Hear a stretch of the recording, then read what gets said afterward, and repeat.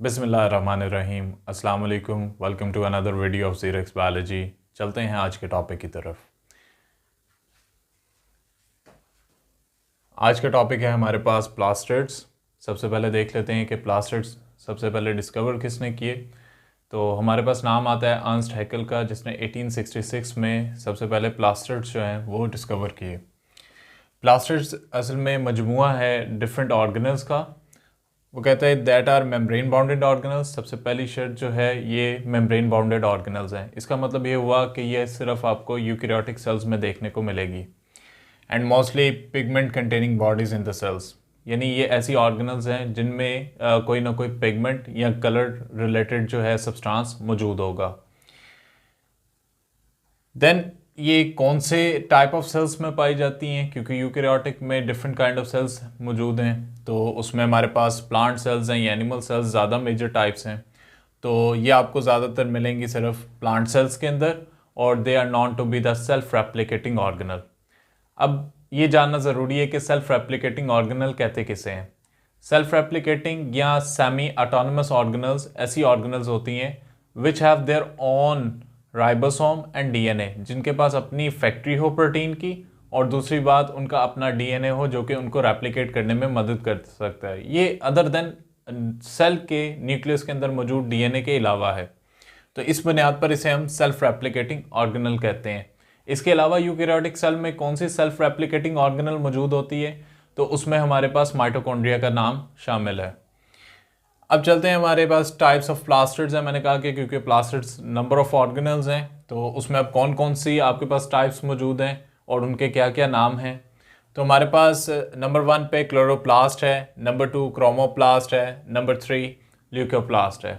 इसमें सबसे जो मेजर काइंड ऑफ हमारे पास ऑर्गेनल है वो हमारे पास क्लोरोप्लास्ट है, और ये मोस्ट अबंडेंट भी पाई जाती है आपके नेचर में।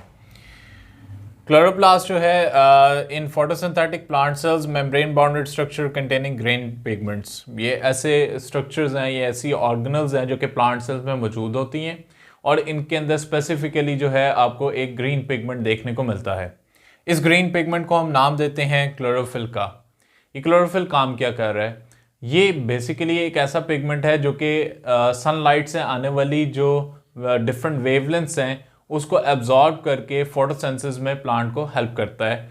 क्यों? क्योंकि क्लोरोफिल नहीं होगा तो वो कभी भी लाइट एनर्जी या सोलर एनर्जी जो है उसको केमिकल एनर्जी में कन्वर्ट नहीं किया जा सकता, और उस केमिकल एनर्जी के बगैर कभी भी जो है वो प्लांट सेल के अंदर ग्लूकोज की फॉर्मेशन नहीं हो सकती। तो उसके लिए क्लोरोफिल का होना ज़रूरी है। तो क्लोरोफिल जो है that is a pigment which help in absorbing light and utilising in photosynthesis. तो उसको वो फोटोसिंथेसिस के अंदर इस्तेमाल करता है और एब्जॉर्ब करेगा। अगर क्लोरोफिल की रिजेम्बलेंस की बात की जाए तो ये काफ़ी हद तक एनिमल सेल में एक पाए जाने वाली टाइप है जिसने हम नाम देते हैं आरबीसीज। आरबीसीज के अंदर मौजूद होते हैं हीमोग्लोबिन, एक उसके अंदर स्पेसिफिकली प्रोटीन होती है जिसे हम कहते हैं हीम, जो कि ऑक्सीजन कैरिंग कैपेसिटी रखती है और उसकी एबिलिटी को बढ़ाती है आरबीसी के अंदर। तो बेसिकली जो है वो क्लोरोफिल वो हीमोग्लोबिन के साथ काफ़ी हद तक मुशाबहत रखता है। लेकिन फ़र्क किस चीज़ का है? वो कहता है कि अगर मॉलिक्यूलर स्ट्रक्चर की बात की जाए तो क्लोरोफिल और हीम एक जैसे हैं, but they have the difference with respect to their central atom. अगर मैं आयरन की बात करूँगा तो आयरन जो है वो हमें मिलता है हीम के अंदर, लेकिन दूसरी तरफ अगर हम क्लोरोफिल की बात करें तो क्लोरोफिल के अंदर सेंट्रल एटम जो है वो हमें मैग्नीशियम मिल जाता है। तो ये सेंट्रल एटम की बेस पर दोनों का क्या है फ़र्क मौजूद है। अदरवाइज अगर हम इनका मॉलिक्यूलर स्ट्रक्चर लिखने बैठे तो वो काफ़ी हद तक सेम भी होगा और स्ट्रक्चर फार्मूला भी सेम होगा, सिवाय इन सेंट्रल एटम्स के।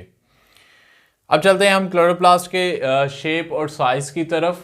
तो क्योंकि पहली बात सेल खुद एक माइक्रोस्कोपिक थिंग है, तो उसके अंदर ऑर्गेनल उससे भी ज़्यादा कह लें कि छोटे साइज़ में होगी। तो इनका डायमीटर सिर्फ 4 से लेकर 6 माइक्रोमीटर तक या म्यू तक मौजूद होता है।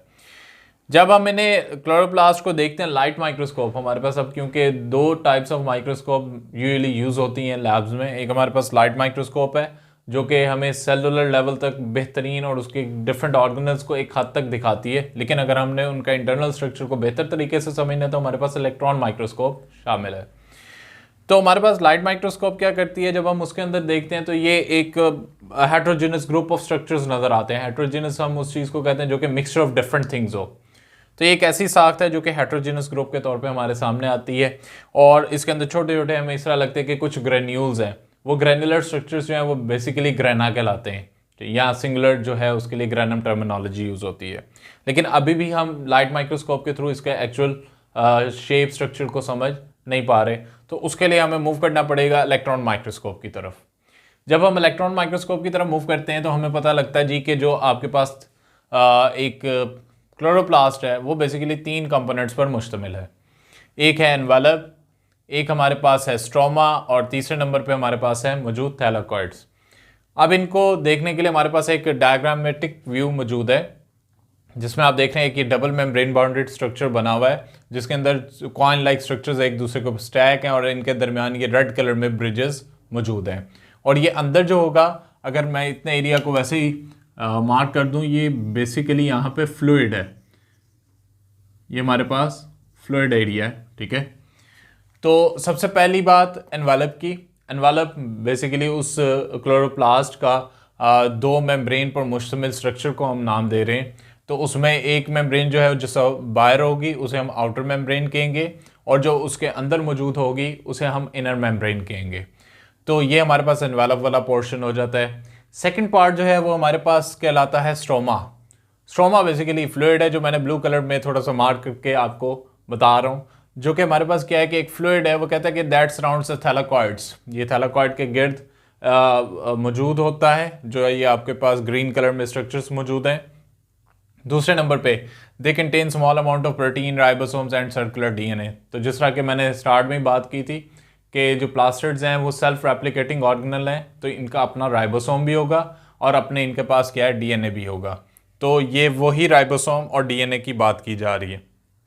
प्लस इसके अंदर वो तमाम एसेंशियल एंजाइम्स मौजूद होंगे जो कि डार्क रिएक्शन में हेल्प करेंगे। अब ये डार्क रिएक्शन क्या है उसको थोड़ा सा समझ लें पहले, कि फोटोसिंथेसिस जो है वो हमारे पास 2 बेसिक स्टेप्स में डिवाइड की जाती है। Number 1 is the light reaction, second 1 is the dark reaction. Light reaction वो है जिसके अंदर सिंपली लाइट जो सनलाइट से आ रही है उसको क्लोरोफिल एब्जॉर्ब करता है। एब्जॉर्ब करने के बाद उस लाइट एनर्जी को कन्वर्ट किया जाएगा केमिकल एनर्जी में। वो chemical energy in the form of ATP normally produce की जाती है या NADPH की शक्ल में। देन ये यहाँ पे आके लाइट रिएक्शन कंप्लीट हो जाता है। क्यों? क्योंकि हम कहते हैं कि that is a light dependent reaction, जिसमें लाइट की ज़रूरत थी। अब जहाँ पे लाइट की ज़रूरत नहीं है वो हमारे पास है डार्क रिएक्शन। डार्क रिएक्शन कहाँ पे हो रहा है? तो वो बेसिकली हो रहा है स्ट्रोमा के अंदर। स्ट्रोमा के अंदर वो तमाम एसेंशियल प्रोटीन्स हैं जो कि उस ATP और NADPH की मौजूदगी में उस कार्बन डाइऑक्साइड को फिक्स करेगा, और कार्बन डाइऑक्साइड को फिक्स करके फोटोसिंथेसिस की जो प्रोडक्ट है जिसे हम शुगर कहते हैं वो हमें बना के देगा।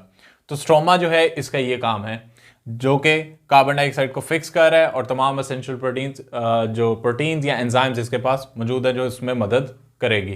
यानी ये सिंपली हमें हेल्प करेगा डार्क रिएक्शन में।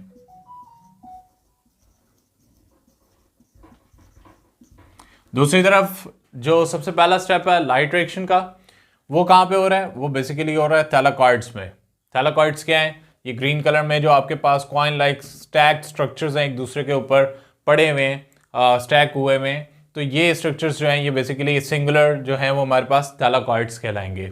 और ये थैलाकॉइड्स एक दूसरे के ऊपर स्टैक हुए हुए, जब 50 से ज़्यादा ऑन एवरेज अगर थैलाकॉइड स्टैक हुए हों तो ये मिलकर एक सिंगुलर स्ट्रक्चर के तौर पे कहलाते हैं, जिन्हें हम ग्रेनम कहते हैं। क्योंकि प्लास्टिड में या क्लोरोप्लास्ट में कोई एक ग्रेनम नहीं होता, तो ग्रेना होते हैं ढेर सारे, और ये सारे के सारे ग्रेना जो हैं they are connected with a bridge, जो कि ट्रांसपेरेंट ब्रिज है, that is known to be the intergranum. इसे हम नाम देंगे इंटरग्रेनम का। तो इंटरग्रेनम इसको आपस में कनेक्टेड होता है। इसके अंदर ढेर सारा आपके पास जो है थैलाकॉइड में क्लोरोफिल मौजूद है। क्लोरोफिल में अगेन लाइट रिएक्शन के लिए एब्जॉर्प्शन ऑफ लाइट करवाई जा रही है ऑफ डिफरेंट वेवलेंथ, और देन वो जब लाइट एब्जॉर्ब होती है तो वो एक प्रोसेस होता है कीमी ऑस्मोसिस के थ्रू। कीमी ऑस्मोसिस के थ्रू जो है वो फिर हाइड्रोजन आयन का पंप होना, और उसकी वजह से जो वहाँ पे ATP का बनना, उधर एक स्पेसिफिक एंजाइम होता है जिसे हम ATP सिंथेज एंजाइम नाम देते हैं, वहाँ पे थैलाकॉइड के मेम्ब्रेन के पास जो है उसकी फॉर्मेशन होती है। फिर वो ATP बन के स्ट्रोमा पे आती है, और स्ट्रोमा अगेन डार्क रिएक्शन से उसे गुजारता है, और सिंपली क्या है कि कार्बन डाइऑक्साइड को फिक्स करके हमें शुगर प्रोवाइड करता है। तो इस तरह जो है एक कंप्लीट फोटोसिंथेसिस जो है वो होती है क्लोरोप्लास्ट के थ्रू, और इसी वजह से इसे हम एक अबंडेंट काइंड ऑफ ऑर्गेनल भी मानते हैं, इन फोटोसिंथेटिक ऑर्गेनिजम्स। फिर चलते हैं, हमारे पास सेकंड टाइप ऑफ प्लास्टिड है जो कि क्रोमोप्लास्ट है। क्रोमो टर्मिनोलॉजी जहाँ पे भी ज़्यादातर इस्तेमाल होगी वो हमारे पास होगी कलर से रिलेटेड। तो नॉर्मली जो ग्रीन कलर है प्लांट के अंदर वो हमने देखा कि वो क्लोरोप्लास्ट की मौजूदगी है, और क्लोरोप्लास्ट में स्पेसिफिकली अगर बात करूँ तो उसका एक ग्रीन पिगमेंट है जिसे हम क्लोरोफिल कह रहे हैं। तो क्रोमोप्लास्ट फिर क्या काम कर रहा है, कौन से कलर में हेल्प कर रहा है? वो कहता है कि they help in the plants which produce the colour other than green colour in plants. यानी अगर आप पौधे को देखें तो पौधे के अंदर ग्रीन कलर के अलावा भी कुछ डिफरेंट कलर्स के वेरिएंट्स पाए जाते हैं। वो जो कलर्स आपको नजर आते हैं वो क्रोमोप्लास्ट की मौजूदगी को जाहिर करते हैं। अब क्रोमोप्लास्ट ज़्यादातर आपको किस जगह पे देखने को मिल सकता है जो कि other than green colour produce कर रहा है? तो वो हमारे पास फ्लावर्स हैं और राइपेंड फ्रूट्स हैं, और इन दोनों का बड़ा इंपॉर्टेंट रोल, जैसा क्लोरोप्लास्ट का रोल था फोटोसिंथेसिस में, इसी तरह क्रोमोप्लास्ट का भी रोल है प्लांट की कह लेंगे पॉलिनेशन और डिस्पर्सल ऑफ सीड में। वो किस तरह? लाइक फ्लावर्स जो हैं, फ्लावर्स के अंदर जितने अट्रैक्टिव कलर प्रोड्यूस हो रहे हैं that are due to the presence of chromoplast. और ये जो क्रोमोप्लास्ट है ये इसके कलर्स को जब अट्रैक्टिव बनाता है तो उससे क्या होता है कि इंसेक्ट जो ओरिएंटेड पॉलिनेशन है वो करवाने में उसको मदद मिलती है, और प्लांट्स की तरफ जो है या उनके फ्लावर्स की तरफ डिफरेंट इंसेक्ट्स जो हैं वो अट्रैक्ट होते हैं, उनकी बॉडी के साथ एंथर से पॉलन चिपकते हैं, और उससे वो फिर जब दूसरे फ्लावर पे बैठते हैं तो वो पॉलिनेशन का अमल करवाने में मदद करते हैं। तो इस तरह जो है हमारे पास क्रोमोप्लास्ट हेल्प कर रहा है with the help of different colours. फिर दूसरी तरफ मैंने बात की राइपेंड फ्रूट्स हैं, तो डिस्पर्सल ऑफ सीड। जैसा कि हम नॉर्मली जब फ्रूट वगैरह खाते हैं तो उसके सीड्स इधर उधर फेंक देते हैं, यानी वो हम हजम भी नहीं सेकेंडली कर सकते, और हम उसको क्या है वैसे भी खाना पसंद नहीं करते। लेकिन अगर हम जानवरों की बात करें जो जंगलों में मौजूद हैं तो वो भी इसी तरह सिंपली क्या है कि अपने खाने के लिए फल उतार लेते हैं, उतारने के बाद देन जब वो खाते हैं तो वो सारा का सारा नहीं खाते, कुछ हिस्सा वो ज़ाया कर देते हैं। अब वो जो कुछ हिस्सा ज़ाया हो रहा है उसके अंदर क्या होंगे? सीड्स। तो वो जो सीड्स हैं जब वो डिफरेंट प्लेसेस पर ले जाकर उन फलों को फेंकेंगे तो उससे क्या होगा? डिस्पर्सल ऑफ सीड होगी। तो वो भी कलर अट्रैक्ट, या वो जो आपके पास एक स्पेसिफिक फ्रूट का कलर आ रहा है जिसकी बुनियाद पर उसको वो चुन रहे खाने के लिए, तो उस लिहाज से डिस्पर्सल ऑफ सीड में भी अपना किरदार अदा करेगा। तो ये हमारे पास था क्रोमोप्लास्ट। अब चलते हैं लीकोप्लास्ट की तरफ। लीको का वर्ड जहाँ पे भी इस्तेमाल होता है ये हम जनरली यूज़ करते हैं ब्लड सेल्स में भी, लाइक आरबीसीज हैं हमारे पास वाइट ब्लड सेल्स हैं। वाइट ब्लड सेल्स को हम लीकोप्लास्ट भी कहते थे, हम लीकोसाइट्स सॉरी। तो लीकोसाइट्स क्यों कहते थे? क्योंकि वो कलरलेस हैं, आपके पास ट्रांसपेरेंट टाइप ऑफ सेल्स हैं। तो इसी तरह हमारे पास ये लीकोप्लास्ट है, यानी ये कलरलेस काइंड ऑफ हमारे पास प्लास्टिड्स हैं। इनकी शेप कैसी है? दे आर ट्रायंगुलर और ट्यूबुलर, और समटाइम्स डिफरेंट शेप्स में ये मौजूद होते हैं, और ये ज़्यादातर उन पार्ट्स ऑफ प्लांट्स में मिलेंगे जहाँ पे फूड को स्टोर किया जाता है। अगर हम देखें तो उसमें बीड्स हैं, उसमें ट्यूबर्स हैं, उसमें बल्ब्स हैं, उसमें आपके पास कई किस्म के रूट्स हैं जो कि अंडरग्राउंड होती हैं और जो कि फूड को स्टोर करने में मदद करती हैं। तो सारे के सारे वहाँ पे जो है आपको लीकोप्लास्ट की वजह से वो फूड स्टोर करते हुए नज़र आएंगे। तो ये आज का हमारा टॉपिक था प्लास्टिड्स पर। आज हमने प्लास्टिड्स के बारे में जाना कि ये सबसे पहले डिस्कवर किसने किया, इसकी बेसिक डेफिनेशन क्या थी, और इसको सेल्फ रेप्लिकेटिंग ऑर्गेनल क्यों कहते हैं, प्लांट सेल्स में क्यों पाए जाते हैं, और फिर हमने देखा कि इसमें टाइप्स कौन कौन सी हैं। उस टाइप्स में हमने क्लोरोप्लास्ट, फिर क्लोरोप्लास्ट में क्लोरोफिल का जिक्र किया, थैलाकॉइड्स, ग्रेना, ग्रेनम, आपके पास स्ट्रोमा, एनवेलप के बारे में बात की, और उसके फौरी बाद फिर हमने क्रोमोप्लास्ट पे डिस्कशन की जिसमें पॉलिनेशन और डिस्पर्सल ऑफ सीड पे बात की गई, और लास्ट पे हमने लीकोप्लास्ट पे बात किया, और लीकोप्लास्ट पे हमने फूड स्टोरेज पे बात की। तो आज के लिए बस इतना ही। इंशाल्लाह होती है मुलाकात आपसे नेक्स्ट वीडियो में, तब तक के लिए अल्लाह हाफिज़।